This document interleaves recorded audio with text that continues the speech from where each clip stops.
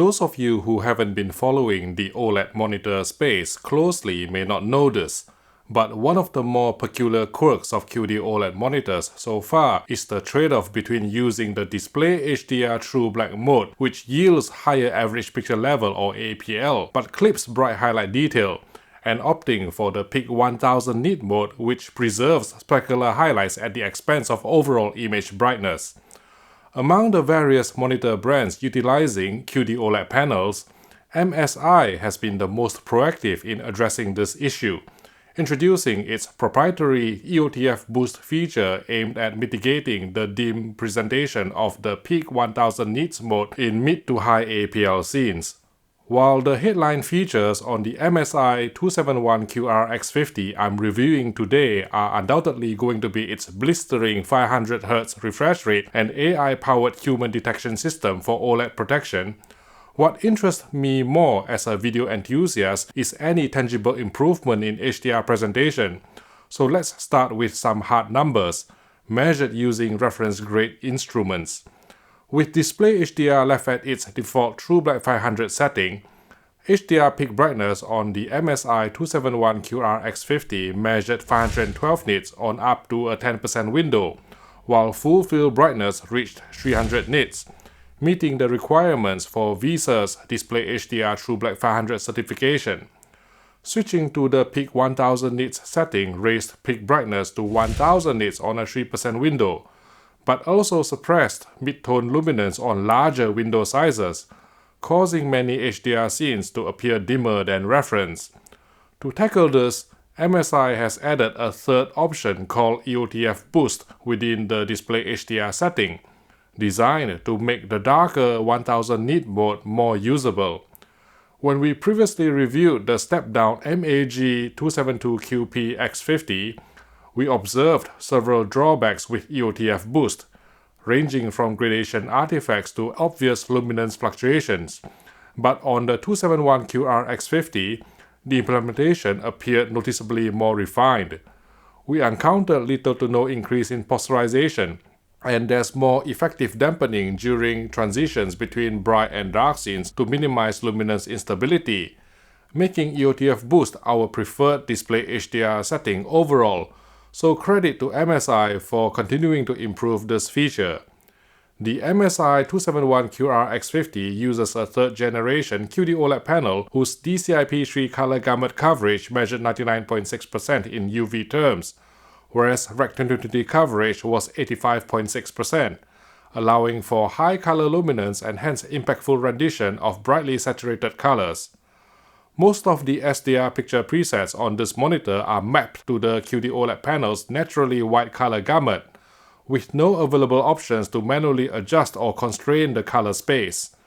The only exception is the sRGB preset, which accurately tracks the sRGB/Rec 709 gamut, making it the most suitable choice for SDR content. A notable improvement over previous MSI monitors is the redesigned user interface, which now includes an adjustable gamma control within the sRGB preset.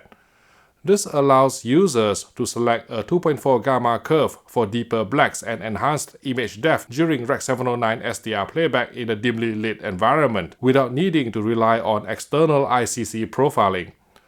Although white balance controls remain grayed out in sRGB mode, MSI now permits selection of different color temperature values, something that was previously unavailable in this preset. The default brightness setting of 15 measured close to the sRGB target of 80 nits peak white luminance, but this will likely appear too dim for most users. Increasing the value to 28 yielded 120 nits on our review unit, enhancing perceived brightness without compromising color accuracy.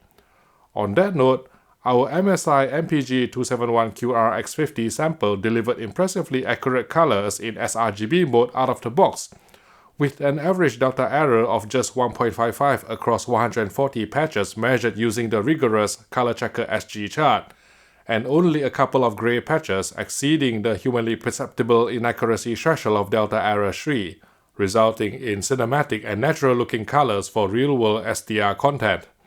The MSI 271QR X50 benefited from excellent bright uniformity expected of QD-OLED, manifesting no dirty screen effect or DSE, bending or color tinting even off-axis, though interestingly, the four corners of the screen appeared to be darkened ever so slightly, even with all relevant anti-screen burn measures disabled, suggesting that there's still some protective mechanism operational under the hood.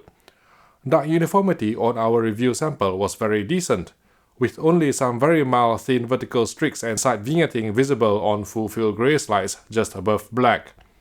Using a Leo Bodnar tester, input lag measured just under 10 milliseconds at 60 frames per second, halving to 5 milliseconds at 120 fps, then further halving to 2.5 milliseconds at 240 fps.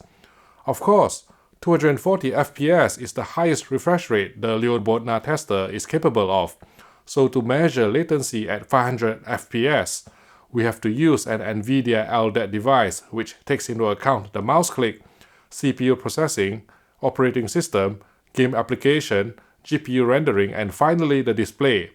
At 500 fps, end-to-end system latency measured 8.6 milliseconds across 100 runs, which is among the lowest we've recorded so far, paving the way for supremely responsive gameplay.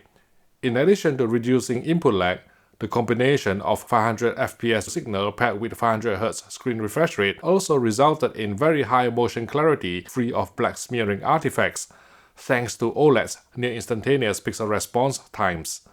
The MSI 271QR X50 also offers a black frame insertion or BFI function, accessible via the MPRT setting, provided the source frame rate is 240 fps or higher. This feature inserts a black frame between every other frame to improve perceived motion clarity, though it also reduces the brightness by half. As such, it is not suitable for HDR content, since the HDR10 tone curve would significantly undertrack the ST2084 PQ standard. It's also worth noting that enabling MPRT will never surpass the motion clarity of a true 500 Hz refresh rate without BFI. For MPRT to be effective, you must set your in-game frame output at between 120 fps and 250 fps, effectively simulating between 240 Hz and 500 Hz motion clarity, but at halved brightness. Beyond that, you're simply darkening the image without gaining any improvement in motion clarity. Unlike the lower-tier MAG 272QP X50, the MPG 271QR X50 correctly performed 5.5 pull-down on 24 fps video signal from external sources, allowing slow panning shots in 24p movies to be displayed accurately without telecinic judder. In terms of connectivity, the MSI 271QR X50 is equipped with two HDMI 2.1 ports with 48 gigabits per second of HDMI 2.1 and DSC bandwidth, as well as one DisplayPort 2.1a with full USB R20 or 80 gigabits per second bandwidth, allowing users to run games at native 1440p resolution and 500 Hz refresh rate without needing DSC compression. Other sockets on the monitor include a USB Type-C port with 98-watt power delivery, a headphone jack, and some USB-A ports for connecting peripherals.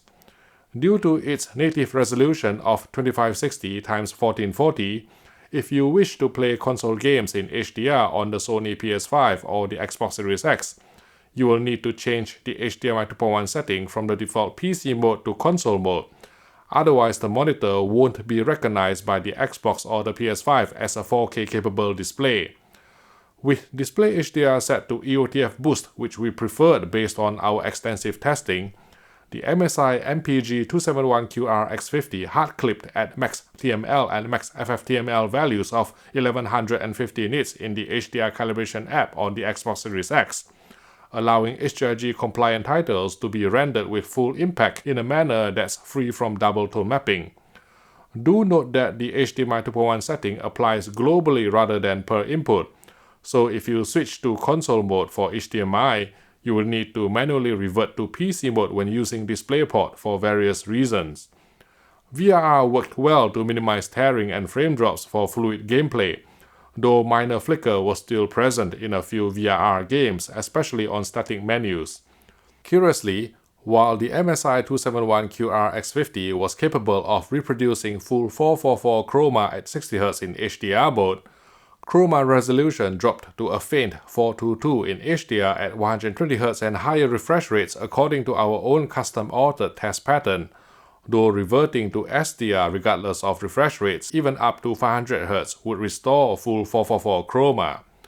To be fair, the impact of this chroma subsampling was barely noticeable even on static text at 100% scaling, let alone during fast-paced gameplay, so it is not a deal-breaker at all in our view. One of the key upgrades on the MSI MPG 271QR X50 is the inclusion of OLED Care 3.0, which introduces a new AI Care sensor, a human presence detection system housed within a small protrusion along the bottom bezel.